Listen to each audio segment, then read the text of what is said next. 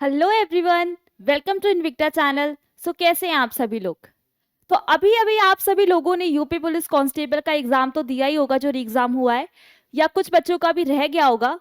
तो आप सभी लोग इतनी मेहनत करते हो, इतनी तैयारी करते हो, दिन रात एक करते हो, तो आप लोगों के मन में ना एक एक्साइटमेंट होती है कि हम इतनी मेहनत कर रहे हैं जिसके लिए, उसकी हमारी सैलरी क्या रहेगी, है ना। जैसे कि आप पीछे देख के समझ ही गए होंगे कि हमारी सैलरी क्या रहने वाली है अगर हमारी भर्ती हो जाती है यूपी पुलिस कांस्टेबल में।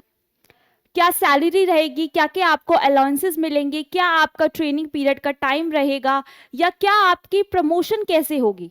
तो आज की वीडियो में मैं आपके लिए यही लेकर आई हूं, मैं आपको बताने वाली हूं इन सब चीज़ों के बारे में, क्योंकि मैं जानती हूं कि हर एक जो भी बच्चा है या जो भी इंसान इतनी मेहनत करता है ना, उन सबके मन में ये सारे क्वेश्चंस जो है वो आते ही आते हैं। तो आज की वीडियो में मैं आपके इन्हीं सब चीज़ों के बारे में बात करने वाली हूँ।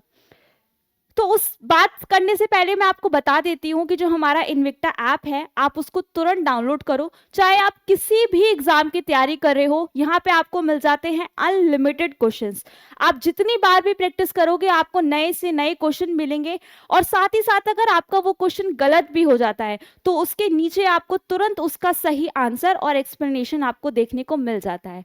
तो आप देर मत करो, इस ऐप को डाउनलोड करो, इनविक्टा ऐप को, और तुरंत अपनी तैयारी को शुरू कर दो, चाहे आप किसी भी एग्जाम के पेपर की तैयारी आप कर रहे हैं। तो चलिए मैं बात करती हूँ जिस बारे में हम बात कर रहे थे कि आप लोगों ने पेपर तो दे दिया है या कुछ बच्चों का भी रह गया होगा। तो सबसे पहले तो आपका पेपर होता है, उसके बाद आपका जो अगला पड़ाव होता है वो होता है डीवी, यानी कि आपका डॉक्यूमेंट वेरिफिकेशन होता है। उसके बाद आपको होता है दौड़ आपकी होती है और आपका मेडिकल टेस्ट होता है। उसके बाद आपका सिलेक्शन होने के बाद आपका जो ट्रेनिंग पीरियड का टाइम रहता है वो रहता है 6 महीना। ठीक है, 6 महीने आपकी ट्रेनिंग होती है। अब यहीं पे कुछ लोगों का यही सवाल होता है कि क्या हमें ट्रेनिंग में भी सैलरी उतनी ही मिलती है या कुछ कम मिलती है। तो मैं आपको क्लियर कर देती हूँ कि जब से आपकी ट्रेनिंग स्टार्ट हो जाती है तब से ही आपकी जो सैलरी बनना है वो भी शुरू हो जाती है, और वो उतनी ही रहती है जितनी आपकी ट्रेनिंग के बाद होती है। यानी कि आपको पहले दिन से ही सैलरी मिलना स्टार्ट हो जाएगी जब आपकी ट्रेनिंग शुरू होगी, तब जब आपकी ज्वाइनिंग हो जाएगी तभी से आपकी सैलरी बनना जो है वो स्टार्ट हो जाएगी। तो 6 महीने तक आपकी ट्रेनिंग चलेगी, उसके बाद आपको कोई भी डिस्ट्रिक्ट हो सकता है, कहीं पे भी आपको पोस्टिंग आपकी कर दी जाएगी। इसके बाद अगर मैं बात करूं तो ये आपकी रहने वाली है यूनिफॉर्म। अब बात करते हैं सैलरी, जो सबसे ज्यादा इंपॉर्टेंट है। तो बेसिक सैलरी की अगर मैं बात करूं तो आपकी बेसिक सैलरी जो होती है, इसी सब पे आपके अलाउंसेस भी डिपेंड करते हैं। तो आपकी बेसिक सैलरी रहने वाली है 20,000 रुपए।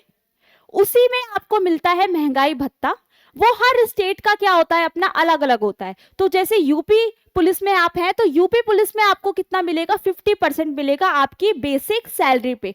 यानी कि अगर आपकी सैलरी 20,000 रुपए है तो उसी पे आपको क्या मिलेगा, 50% महंगाई भत्ता मिलेगा, यानी कि 10,000 रुपए आपको और मिलेंगे। तो आपकी जो टोटल सैलरी हो जाएगी वो लगभग कितनी हो जाएगी, आपकी 30,000 रुपए आपकी सैलरी बनेगी।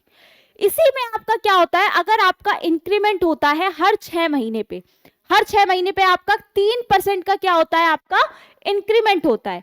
और साथ ही साथ उसके साथ ही साथ जो महंगाई भत्ता आपको मिलता है वो भी आपका 3 से 4% आपको मिलता है। यानी कि आपका हर 6 महीने में आपके कम से कम 2,000 रुपए का इंक्रीमेंट आपका हो जाता है।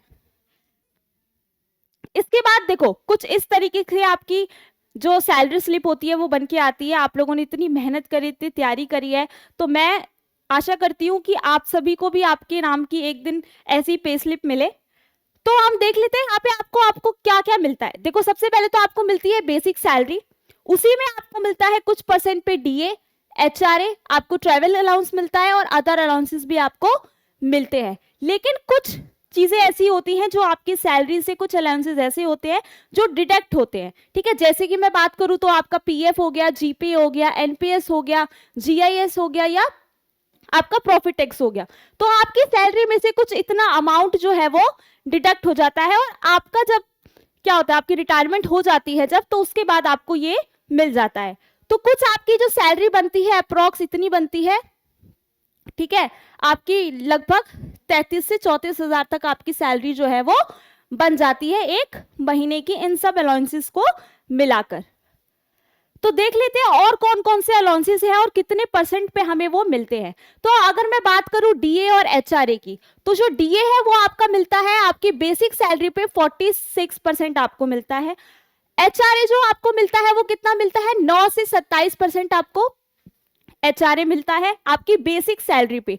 ऐसे ही आपको टीए मिल जाता है 1000 से 1500 तक, आपको ऐसे ही डब्ल्यूए मिल जाता है, और आपका डेली एक्स्ट्रा ड्यूटी अगर आप करते हैं तो आपको 240 से 390 रुपए तक आपको मिल जाता है। सीसीए 360, केएमए आपको 188, और आपको साथ ही साथ मिलता है 1500 रुपए फूड अलाउंसेस भी आपको मिलते हैं आपकी सैलरी में।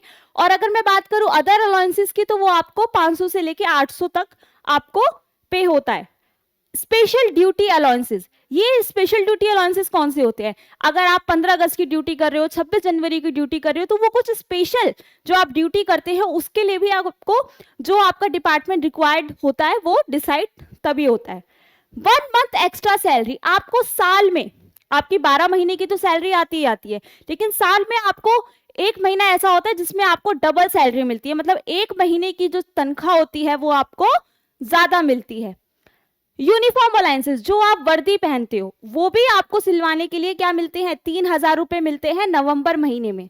साल में आपको एक बार ये यूनिफॉर्म अलाउंस भी मिलता है। उसके बाद अगर मैं बात करूं दिवाली बोनस की, तो 7 से 8000 रुपए आपको क्या मिल जाता है, दिवाली बोनस मिल जाता है।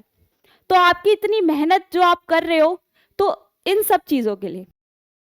चलिए अगर मैं बात करूं प्रमोशन की, ठीक है, आप लोगों को नहीं पता होता, अभी आपने कांस्टेबल का एग्जाम दिया है तो आपकी जो भर्ती होगी वो कांस्टेबल के पद पे होगी, लेकिन अगर आपको हेड कांस्टेबल बनना है तो आपको क्या करना होगा, 10 साल का वेट करना होगा।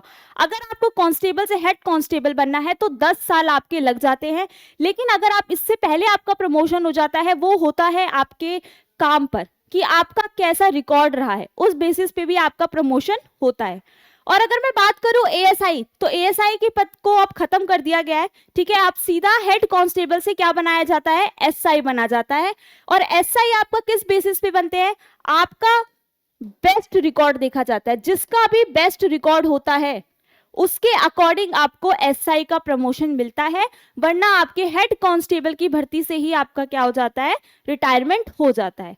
तो आपको साथ ही साथ देखो, एग्जाम पास किया आपने, आप गए, आपका सिलेक्शन हो गया, तो आपको बिल्कुल ईमानदारी से अब काम करना है, ठीक है, कोई करप्शन नहीं करना है, किसी से कुछ नहीं करना है, आपको टाइम पे आना है, टाइम पे जाना है। ये सब चीजें भी अगर आप अपना रिकॉर्ड बेस्ट रखते हो, अपना परफॉर्मेंस एक्सीलेंट देते हो, तो आपका जो प्रमोशन है वो एसआई का इस पे निर्भर करता है।